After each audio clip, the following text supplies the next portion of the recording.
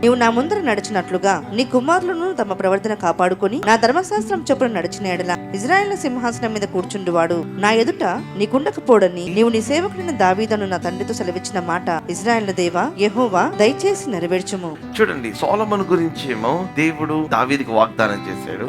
ఇప్పుడు సొలొమోను తర్వాత వాళ్ళ గురించేమో సొలొమోను ప్రార్థన చేయాలి. మన మీద జరిగిన ఇవన్నీ మన తల్లిదండ్రులు ప్రార్థన చేశారు, అందుకని దేవుని మహాకృపను బట్టి నెరవేర్చబడుతున్నాయి. మరి మన పిల్లల బాధ్యత ఎవరిది?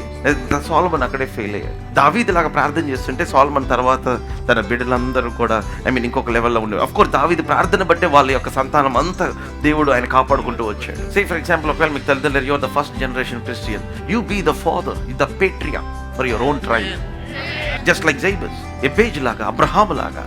Thank God for godly parents, godly grandparents, but may you be the godfather for your own people, God mother. Amen. మీరు ఎంత ప్రార్థన చేయాలంటే, పిల్లలు ప్రార్థన చేసుకోకపోయినా మీ ప్రార్థనలు దేవుడు ఆయన జ్ఞాపకం చేసుకొని వారి జీవితంలో వాగ్దానములు నెరవేర్చే అంతగా ప్రార్థన చేయాలి.